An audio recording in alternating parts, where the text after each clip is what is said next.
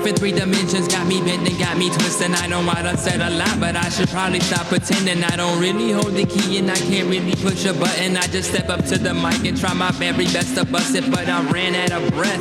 It's tight in my chest, my feet just might fail. I can't stand the pressure. What's up, guys? It's David, and you're listening to Racially Speaking, a podcast and YouTube channel where people of color can come to be their full selves as we dive into things like the Bible, entertainment, politics, and other related topics that affect our well-being. Look, it's been a minute. It's been many more minutes than I had originally intended. If you keep up with me on our Patreon page, you know that that's the case. So first, man, apologies. I missed doing this, and please accept my apology for being gone for so long. It's not without trying. Look, life just happens, and to spare you guys the details, nothing related to podcasting has happened. It's all the other stuff that's happened, so it's kept me away from the mic for far too long. But I'm glad to be able to drop in here for a minute to share a few things with you guys, a few things that have been really encouraging to me personally. As it relates to racial justice, multi-ethnic community, especially within the church, in Christian settings, and we'll get into a couple more things. But first, if you haven't already listened to our new trailer, I put out a trailer at the same time as this episode, so please go back and listen to that. It'll kind of give you some updates on where the podcast is at right now. It'll include that little new kind of vision I just railed off to you guys. Excited to keep doing this podcast, excited where it's going. And I appreciate all you guys, whether it's your first time, second time, third time, 10th time, 60th, 70th time. I appreciate all of you who have joined in, and hopefully this has been something and continues to be something that is helpful. Usher in a more just environment and world for those around us. If you haven't already done so, please like, share, subscribe to us on YouTube, and also just hit that follow button on all the other ways you're listening: Spotify, actually iHeartRadio, Apple Podcasts, Google Podcasts, Amazon Music, all these things. We're everywhere, so it really does help us if you guys like, share, subscribe, give us 5 stars, write a short review. We would greatly appreciate it. Also, this podcast is brought to you by our one and only sponsor, our Patreon community. For as little as $1, $3, or $5 a month, you can be part of that. You'll get bonus engagement from yours truly, and you'll also get other opportunities and behind the scenes on some things that we delve into behind the scenes. And all your money will go towards producing, creating this podcast, and also go to other charitable, philanthropic endeavors that we push money towards as we see fit. Obviously, to things that fall under the umbrella of things we talk about here on the podcast. So, look, like I said, it's been far too long since I got on here. However, things are going well. We are continuing to push through as we kind of dive into topics as we see fit. It's hard to know when to not do emergency episodes, but do response episodes versus topical. So we kind of go back and forth. Oftentimes it's just me on here. Occasionally I'll be joined by John Mark and other guests. I much prefer doing guests, and hopefully I don't bore you guys too much when it's just me. But I also enjoy dialoguing on here solo sometimes with you guys. So I'm gonna try and get back in the swing of things. Be on here a little more often. John Mark wishes he could be on here a little more, but just the season of life he is in. They welcomed in their him and his wife Meg welcomed their 4th baby recently, so they got a lot of things going on. And we are still great friends and in touch. So just if anyone's wondering what's going on with David and John Mark, we're doing great. Nothing's going on. If it was up to me and if it was up to him, I think, John Mark, if you're listening, we'd be on here every day with you guys. So look forward to having them back at some points. Also, full disclosure, I recorded a fantastic podcast with a fantastic college student recently, only to find out that somehow the audio got not recorded or corrupted or somehow. So we got to reschedule, but that person is going to be on very soon. And I got a few guests coming on in the next few weeks to a month or so. So I'm excited to do that. All right, that's enough bookkeeping, housekeeping type stuff, please listen to the trailer before this if you haven't already. But otherwise, I'm just going to jump right in.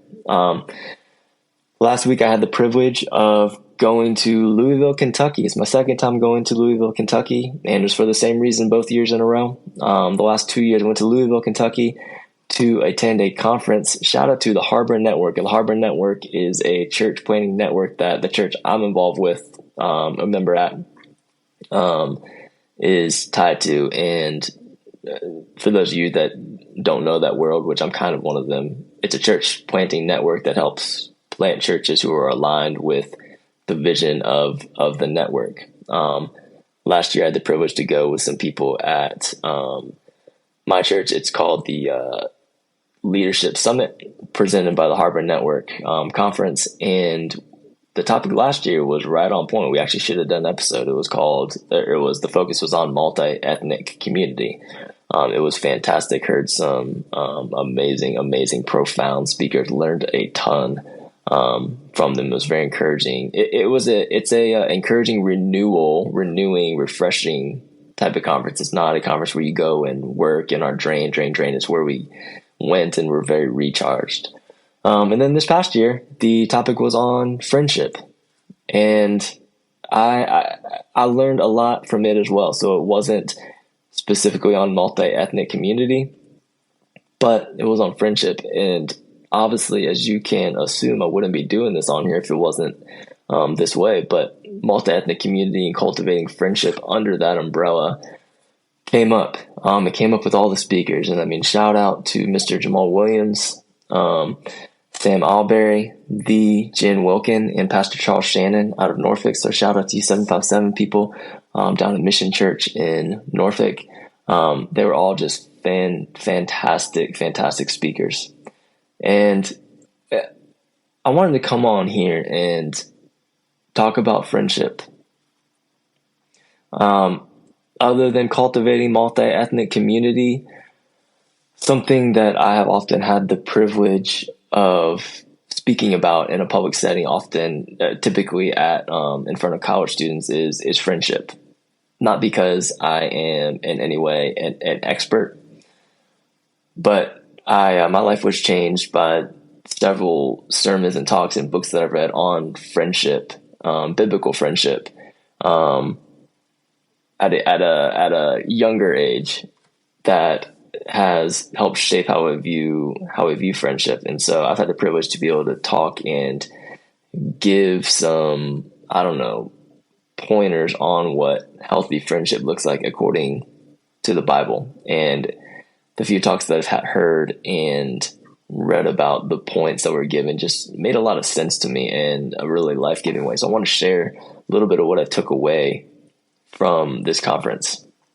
Pastor Jamal Williams of Sojourn Midtown in Louisville, Kentucky, said a lot of zingers throughout this thing. But one thing he said that stuck with me is that friendship doubles our joys and halves our griefs. So friendship doubles our joys and halves our griefs. And I heard that and I couldn't help but realize, specifically as it relates to relationships and friendships that include pursuing something like justice or cultivating racial, multi-ethnic community and speaking out against racism.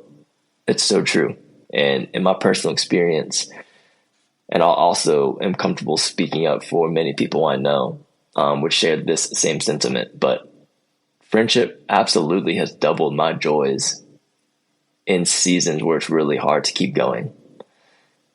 Friendship also has halved a lot of grief for me. And look, on the flip side, good friendship is profound and has carried me through some dark times as it relates to navigating the space I navigate on here. Good friends have encouraged me when I've felt crazy. They've let me bare my soul to them when it comes to asking questions like, okay, I see this injustice. I see this pushback.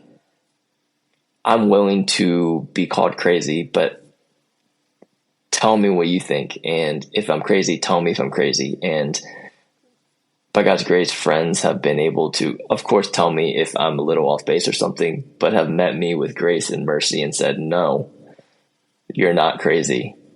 Here's why. And times like that have really have doubled my joy and cut my grief in half. And cutting that grief in half has been huge, because it's come at a time where I needed it to be cut in half. It's come at a time where I have often felt I can't bear the level of this grief. And that grief specifically oftentimes being under the umbrella of broken friendship and betrayal. I say all that to say, I believe that Jesus, my faith is in him, and that Jesus is the great empathizer, and he understands what good friendship is. He prioritized friendship. He told his disciples that he no longer calls them servants, but friends. That's huge to me. And knowing that Jesus knows what it's like to pursue friendship, and that was a top priority in his ministry, carries me through. It halves my grief when I've experienced betrayal or people opposing this fight for justice that I find myself on often. Good friends, or knowing that Jesus understands, doubles my joy. Jesus also knows what my pain. He knows what that grief is like before it's halved. He knows what betrayal looks like. There's nothing like being betrayed by a friend. Just like there's nothing like being known by a friend. And Jesus knows both. He was intimately close to his friends, his disciples. Yet they all ended up betraying him and leaving him. And he also didn't hold it against them. I loved so much from this conference in Louisville. I heard from some amazing speakers who really pressed into how influential their diverse and multi-ethnic church communities were because of the strength of friendship, and that they would not have made it without strong friendship and connections, that their church would not have been able to do the multi-ethnic community thing in their church without strong friendships, which also means with a lot of pain, with a lot of honesty, that when things aren't going well, they had to hold on to each other and hold on to the vision that they pursued together from the beginning. They had to remind each other. They might have had to sacrifice other friendships, other relationships. They might have had to sacrifice finances. They might have had to sacrifice their possessions, their homes, change locations, because of prioritizing these healthy friendships. I felt really understood and seen. And I'm somebody that is in the season of life. Vocationally, I do Christian ministry, but I'm also at the same time weary and skeptical of a lot of Christian community. And that's just me being real and honest. And they wouldn't want me to do this, and I don't want to do it too much, but I do want to, as I've already done, shout out the Harbor Network, as they are a bigger organization that I have seen seems like they truly care about the thriving of people of color in Christian spaces, where I would argue it's the most contentious space to care about something like this. Shouldn't be like that, but it is. And I am thankful for the leadership there and for the conversations they're willing to have, the boats they're willing to rock, not for the sake of rocking a boat, but because it's the right thing to do. And the best they can, from what I've seen, is they're doing it for the right reasons. And real quick, just wanted to say, I think this would be relatable. I think that quotes like "friendship doubles our joys and halves our griefs" is very, very relatable. We need friendship. A couple of the speakers also, talked about that even in the secular world, I think it might have been Finland, a country where they had somebody on, I guess, government staff that was the community advocate, meaning like their only job was to counsel people who were lonely. There's also studies out there that show that weak social ties have similar effects to dealing with alcoholism. I paraphrased that one, so don't quote me on that, those of you that are experts. But friendship is huge. Pastor Jamal Williams also said that for Christians that are familiar with the Bible, before Eve, Adam was alone and he needed a friend. So they created Eve, and that was when everything was perfect, and that was before sin even entered the world. So the Lord knew that we were created for relationship, for people, for each other. Not sidestepping, but not even elevating it above necessarily, but actually maybe. Adam was alone, so he created a friend. And Jen Wilkin, I don't want to do her a disservice, and because I could talk for the next 3 hours about some of the things she said.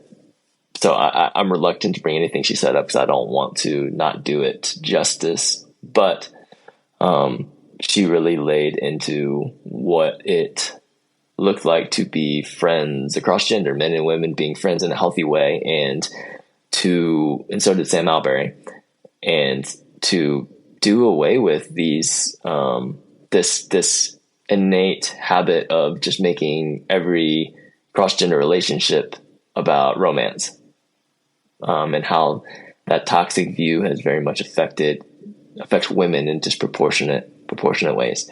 I'm getting kind of sidetracked here, guys, but want to share this with you. How friendship, I'd argue, is one of the most foundational things in the justice space that I don't think we talk about nearly enough. All the biographies I read and stories I read when it comes to justice, some of the most profound parts are surrounded by friendship, and it's both sides of the spectrum. On one side of the spectrum, it'll be how close friendships got these justice seekers through the hard times. And that's a biblical principle as well. And the flip side will be that the worst of times where there was betrayal of friends in these spaces. That's all I got for you guys today.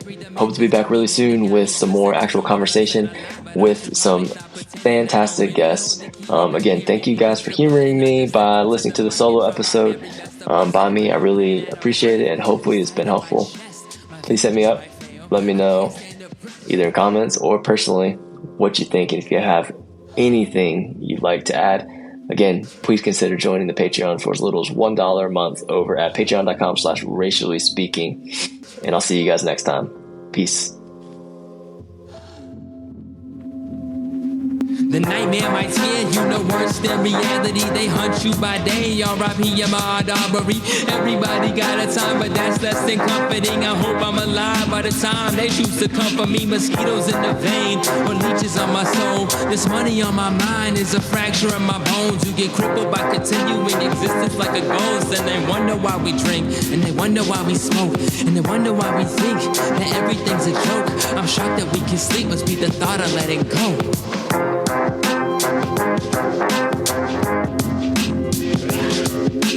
Now I lay me down to sleep, I'm better with the